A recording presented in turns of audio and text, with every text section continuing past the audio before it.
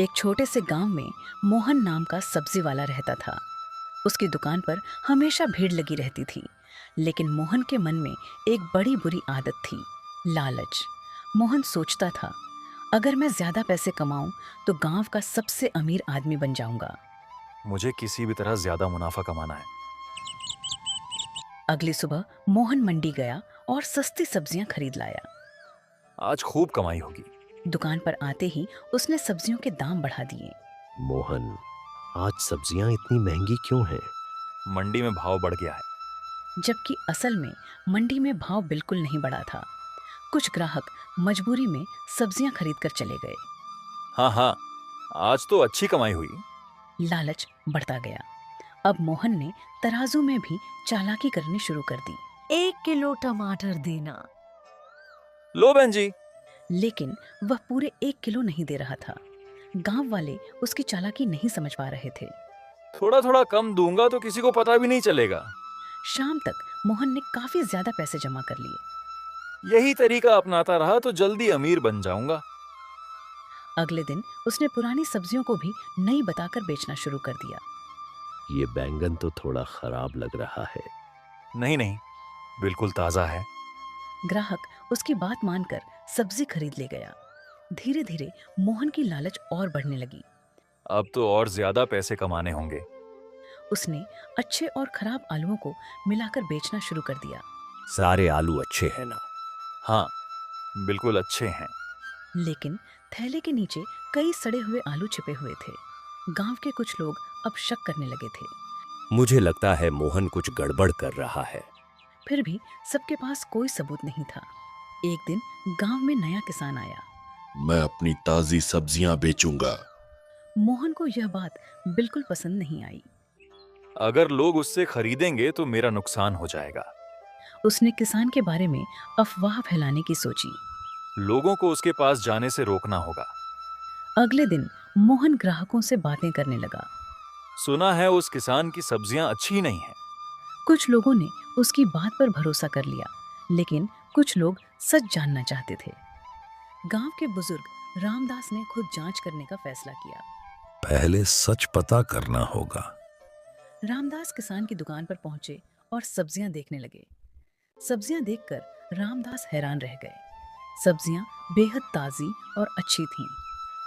ये तो बहुत बढ़िया माल है। अब रामदास के मन में बड़ा सवाल उठ चुका था। अगर किसान की सब्जियां इतनी अच्छी हैं, तो मोहन उसके खिलाफ झूठ क्यों बोल रहा है? उधर मोहन अपनी दुकान में बैठा नई चाल चलने की तैयारी कर रहा था। रामदास ने किसान की सब्जियां खरीद लीं और गांव लौट आए।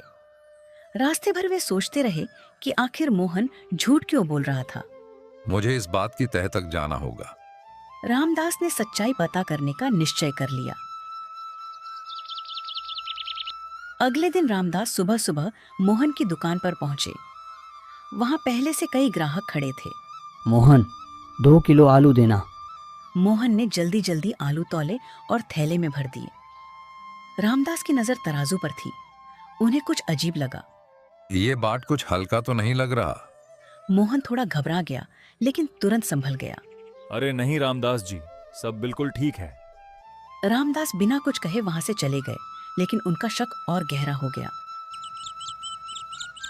उसी शाम गांव के कई लोग नए किसान की दुकान पर पहुंचे। जरा टमाटर दिखाना। किसान ने मुस्कुराते हुए ताजी सब्जियां दिखाई। जो पसंद आए वही ले जाइए। लोगों को सब्जियां पसंद आने लगीं। धीरे धीरे किसान की दुकान पर भीड़ बढ़ने लगी। उधर मोहन अपनी दुकान से यह सब देख रहा था। अगर ऐसा चलता रहा तो मेरा धंधा कम हो जाएगा। लालच में अंधा हो चुका मोहन अब कोई नई चाल सोचने लगा। मुझे ऐसा कुछ करना होगा कि लोग फिर मेरी दुकान पर लौट आएं। उसी रात मोहन चुपके से किसान की दुकान के पास पहुंचा। उसने इधर उधर देखा, वहां कोई नहीं था। तभी दूर से किसी के कदमों की आवाज सुनाई दी। कौन है वहां? मोहन डर गया और तुरंत झाड़ियों के पीछे छिप गया। वहां से गुजरने वाला आदमी कोई और नहीं बल्कि रामदास थे। इतनी रात को यहाँ कौन आया होगा? रामदास को जमीन पर कुछ ताजे पैरों के निशान दिखाई दिए। उन्हें लगा कि कोई चोरी छिपे यहाँ आया था। उधर झाड़ियों में छिपा मोहन पसीना पसीना हो रहा था। वह पकड़ा नहीं गया, लेकिन अब उसके मन में किसान को नुकसान पहुंचाने की एक और बड़ी योजना तैयार हो चुकी थी। अगली सुबह मोहन बहुत जल्दी उठ गया। रात भर वह अपनी नई चाल के बारे में सोचता रहा था। इस बार ऐसा खेल खेलूंगा कि कोई मुझे पकड़ नहीं पाएगा। गांव में किसान की दुकान पर ग्राहकों की भीड़ पहले से ज्यादा थी। भाई, तुम्हारी सब्जियां सच में बहुत ताजी हैं। धन्यवाद। मैं हमेशा अच्छी सब्जियां बेचने की कोशिश करता हूँ। यह देखकर मोहन का चेहरा गुस्से से लाल हो गया। जितनी भीड़ उसकी दुकान पर बढ़ेगी उतना मेरा नुकसान होगा। दोपहर में मोहन कुछ लोगों के बीच बैठा था। सुना है किसान की सब्जियां खेत में किसी अजीब दवा से उगाई जाती हैं। कुछ लोगों ने उसकी बात सुन ली, लेकिन अब गांव वाले पहले जैसे भरोसा नहीं कर रहे थे। बिना सबूत के किसी पर आरोप लगाना ठीक नहीं। मोहन की बात इस बार ज्यादा असर नहीं कर पाई। ये लोग मेरी बात क्यों नहीं मान रहे? उधर रामदास चुपचाप सब कुछ देख रहे थे। मोहन की हरकतें दिन ब दिन संदिग्ध होती जा रही हैं। उसी शाम एक महिला मोहन की दुकान पर आई।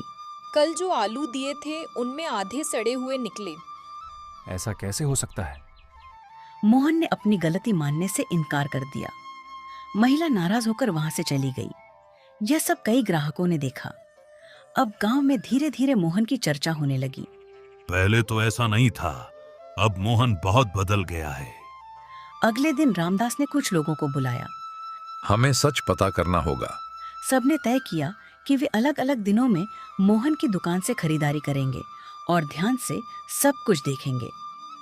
योजना के अनुसार एक युवक सब्जियां खरीदने पहुंचा। 1 किलो भिंडी देना। मोहन ने भिंडी तौलकर दे दी। युवक चुपचाप घर गया और दूसरी तराजू पर दोबारा वजन किया। अरे, ये तो पूरे 1 किलो से काफी कम है। अब शक और मजबूत हो गया। युवक ने यह बात रामदास को बताई। मतलब मेरा अंदाजा सही था। रामदास ने फैसला किया कि जल्दबाजी नहीं करेंगे।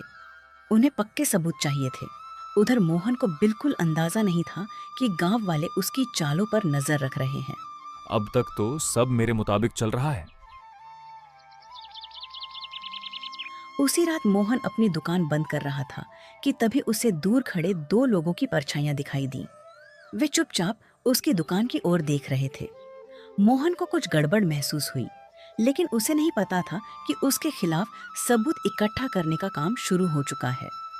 अगले दिन सुबह मोहन दुकान खोलने पहुंचा, लेकिन उसके मन में बेचैनी थी। उसे लग रहा था कि कोई उस पर नजर रख रहा है। पता नहीं क्यों आज सब कुछ अजीब लग रहा है। लेकिन लालच ने उसके डर को दबा दिया।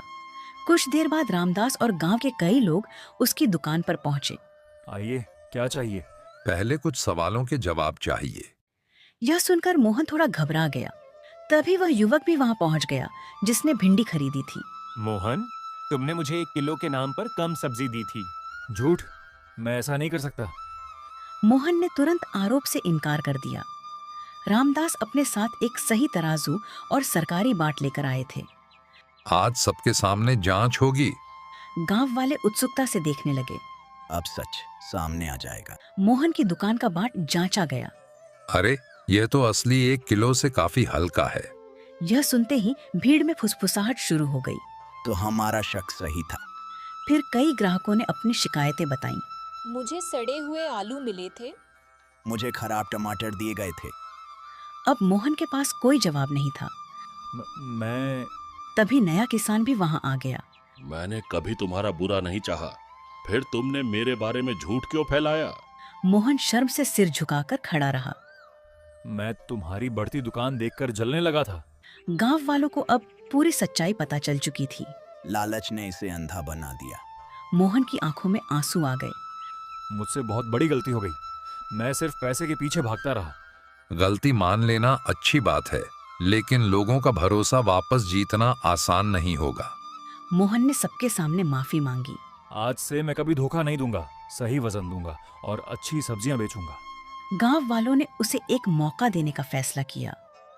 उस दिन मोहन को समझ आ गया कि लालच इंसान को थोड़े समय का फायदा दे सकता है, लेकिन अंत में सम्मान और भरोसा छीन लेता है। उसने अपनी पुरानी गलतियां छोड़ दी और ईमानदारी से काम करना शुरू किया। धीरे धीरे गांव वालों का विश्वास भी वापस लौटने लगा और इस तरह लालची सब्जी वाले की कहानी यहीं समाप्त होती है।